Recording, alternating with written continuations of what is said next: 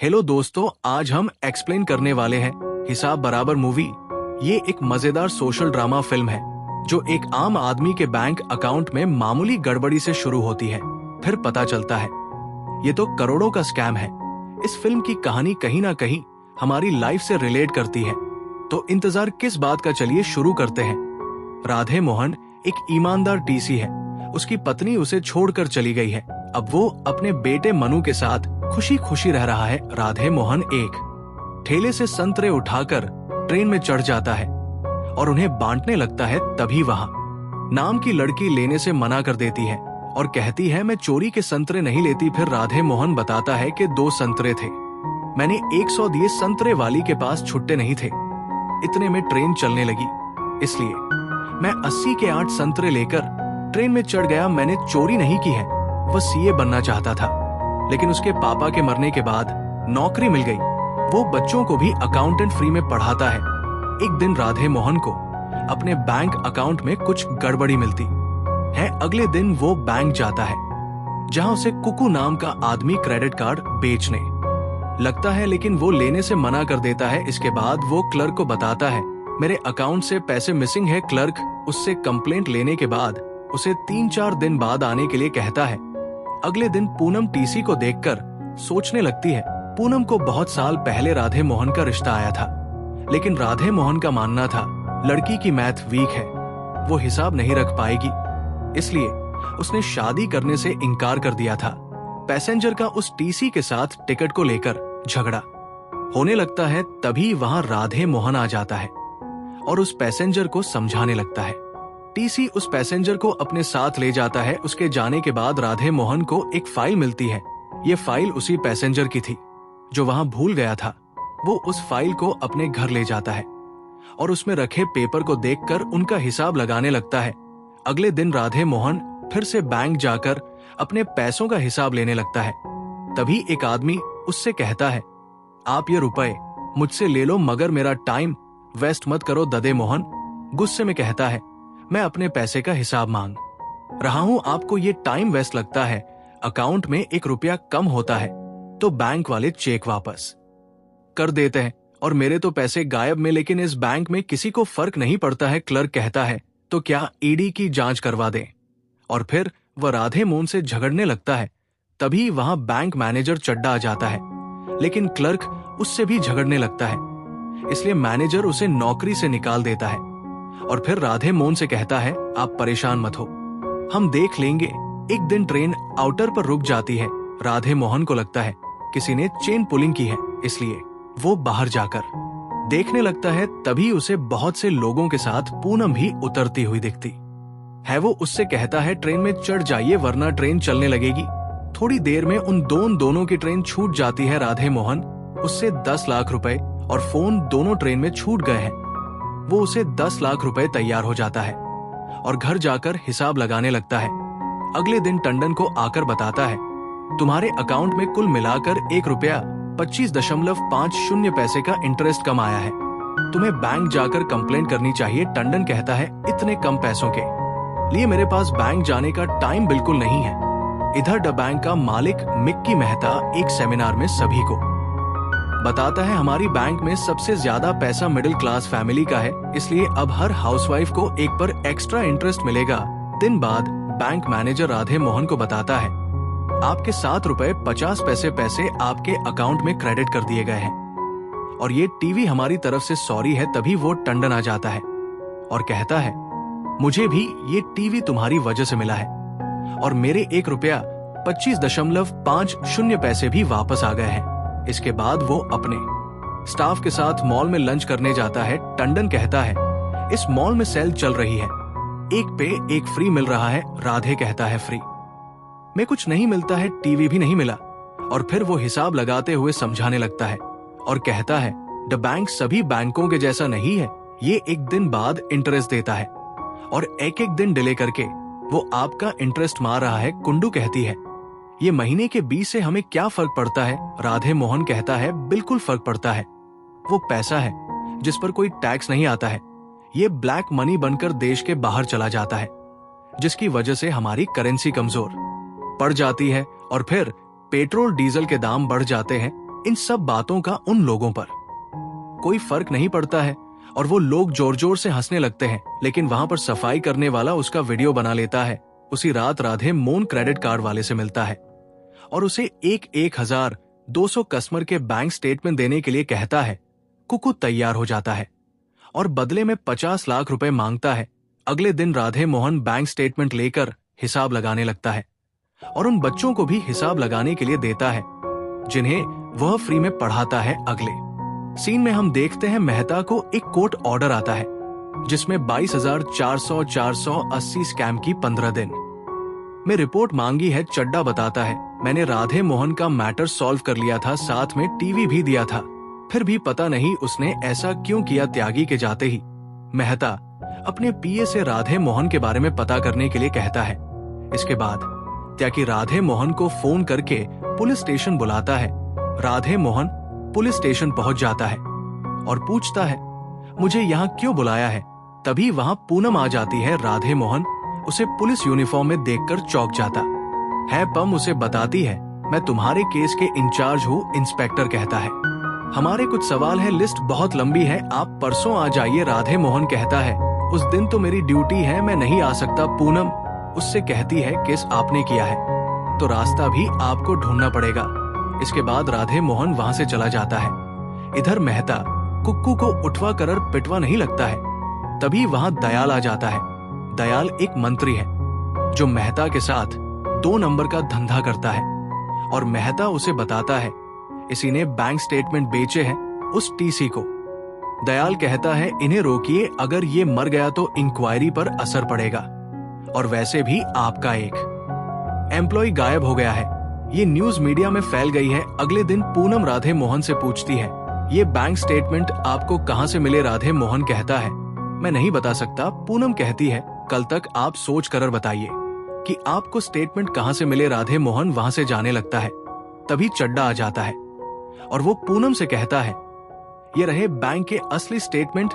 रात कुकू राधे से कहता है, अपना और अपने बेटे का ख्याल रखना। अगले दिन मोना राधे मोहन को फोन करके बताती है, मैं मनु के स्कूल के बाहर खड़ी हूं, मनु मिल नहीं रहा है। राधे मोहन उसे वही खड़ा रहने के लिए कहता है। इसके बाद वो स्कूल पहुंच जाता है। तभी मनु दौड़ता हुआ आता है। सिक्योरिटी गार्ड उसे बताता है, गलती से किसी ने इस बच्चे को बाथरूम में लॉक कर दिया था। अगले दिन पूनम राधे मोहन को बताती है, आपके दिए गए स्टेटमेंट बैंक के स्टेटमेंट से मैच नहीं करते। राधे मोहन कहता है, इसका मतलब बैंक ने स्टेटमेंट मैनेज करके आपको दिए हैं। हो सकता है मेरे बैंक स्टेटमेंट फर्जी हो, पर जिन लोगों के अकाउंट में गड़बड़ी है उनके पास स्टेटमेंट है। फिर राधे मोहन पूनम को फाइल देते हुए कहता है, मैं उन लोगों के फोन नंबर है, इनको फोन करके उनका स्टेटमेंट मंगवाए और फिर चेक कीजिए। राधे मोहन टंडन से भी उसका बैंक स्टेटमेंट पुलिस स्टेशन में चेक करने के लिए कहता है, लेकिन टंडन उससे कहता है, मैं अपना काम करूं या फिर पुलिस स्टेशन के चक्कर काटूं, मुझे कहीं नहीं जाना। इधर वो लोग फोन करने में लग जाते हैं। इंस्पेक्टर पूनम को बताता है, कोई बिजी है तो कोई फोन नहीं उठा रहा है, कोई आना ही नहीं चाहता है। तभी वहां कुछ लोग अपनी बैंक स्टेटमेंट लेकर आ जाते हैं। इसके बाद पम अपने सीनियर को इन्वेस्टिगेशन की फाइल दे देती है। सीन कोर्ट में शिफ्ट होता है। जज साहब राधे मोहन को बताते हैं, इस रिपोर्ट के अनुसार करीब 30 अकाउंट होल्डर को बुलाकर पूछताछ की गई, पर बैंक में तो कोई गड़बड़ी नहीं निकली। राधे मोहन कहता है, ऐसे कैसे हो सकता है? जज साहब फिर से कहते हैं, आपके लगाए गए झूठे चार्ज की वजह से पब्लिक में पैनिक फैल सकता है, दोबारा कोई ऐसा ना करे, इसलिए आपको 1 दिन के लिए जेल में भेजा जाता है। तभी बाहर हम पुलिस वैन में मेहता को देखते हैं। मेहता उससे कहता है, ये सब तुम जिन लोगों के लिए कर रहे हो, जाकर उनसे पूछो, कोई उनमें से एक भी तुम्हारी जगह 1 मिनट के लिए भी जेल में जाएगा। अब 1 दिन जाकर जेल में आराम करो, तब कहीं जाकर तुम्हारा दिमाग ठीक होगा।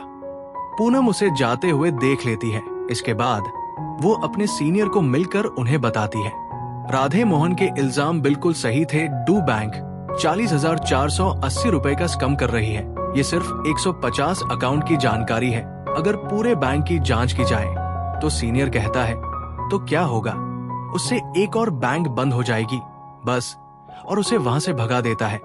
अगले दिन एक आदमी पानी की बोतल खरीदता है। बोतल की प्राइस 1 रुपया होती है। लेकिन दुकानदार उसे में बेचता है। इसी के चक्कर में उन दोनों के बीच में झगड़ा होने लगता है और धक्का लगने से वह ट्रेन के आगे आ जाता है। ये वही लड़का होता है जिसे राधे मोहन पढ़ाता था। ये देखकर राधे मोहन रोने लगता है और वो आरबीआई को स्कैम की डिटेल मेल कर देता है। अगले दिन आरबीआई की ऑफिसर रंगनाथन मेहता को फोन करके बताती है, तुम्हारी बैंक के खिलाफ एक कंप्लेंट आई है। राधे मोहन ने 150 अकाउंट होल्डर की डिटेल मेल की है। उसका कहना है बैंक अकाउंट में कुछ गड़बड़ है। आप उन 150 अकाउंट का डेटा वेरीफाइड करके मुझे मेल कर दीजिए। इसके बाद मेहता दयाल से मिलने चला जाता है। दयाल उससे कहता है, क्या कर लेगी? वह रंगनाथन, मैं कोर्ट से ऑर्डर भिजवा देता हूं। उसके बाद रंगनाथन को रिजाइन करना पड़ेगा। अगले दिन म्यूनिसिपैलिटी वाले राधे मोहन का घर तोड़ने लगते हैं और उसको बताते हैं, आपका घर नक्शे के हिसाब से नहीं बना है। हमने आपको कई बार नोटिस भेजा लेकिन आपने जवाब ही नहीं दिया। राधे मोहन कहता है, मुझे कोई नोटिस नहीं मिला। तभी ऑफिसर उसे नोटिस देते हुए कहता है, कौन है? ये मोना, उसी ने इस पर सिग्नेचर किए हैं। उसी रात राधे मोहन मोना को वो नोटिस दिखाते हुए पूछता है, आपने मुझे इस नोटिस के बारे में पहले क्यों नहीं बताया? मोना बताती है, कल रात ही तो मुझे ये मिला है। राधे मोहन बताता है, ये तो 2 महीने पुराना है।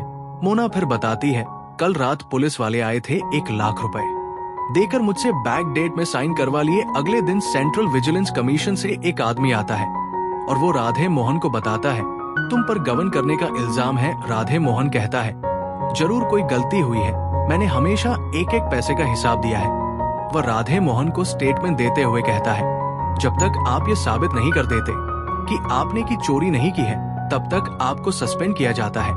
उसी रात मिक्की मेहता राधे से मिलने आता है और उससे कहता है, मैं अपने कस्टमर को दूसरी बैंक से 1 पर ज्यादा इंटरेस्ट देता हूँ। अगर लोगों के 1-2 दिन का इंटरेस्ट उड़ाकर मैंने कुछ करोड़ रुपए कमा लिए तो क्या हो गया? राधे मोहन कहता है, लोगों के चोरी किए हुए पैसे वापस कर दीजिए। इसके बाद राधे मोहन उसे पीटने लगता है। तभी वहां एक आदमी आकर रोकने लगता है। ये वही सफाई कर्मचारी है जो उस दिन मॉल में राधे मोहन का वीडियो बना रहा था। शोर सुनकर वहां बहुत सारे लोग आ जाते हैं। उन लोगों को देखकर मिक्की मेहता वहां से चला जाता है। इसके बाद वो आदमी राधे मोहन को बताता है, मैंने आपका वीडियो अपने बेटे को दिखाया। उस आदमी का लड़का राधे मोहन से कहता है, हमारा अकाउंट भी उसी बैंक में है, मैंने पता किया तो उसमें गड़बड़ निकली। फिर अगले दिन जाकर हमने अकाउंट को बंद करवा दिया। फिर सभी लोग चिल्लाने लगते हैं, हमारा अकाउंट भी उसी बैंक में है। अगले दिन सभी लोग बैंक अकाउंट बंद करवाने पहुंच जाते हैं।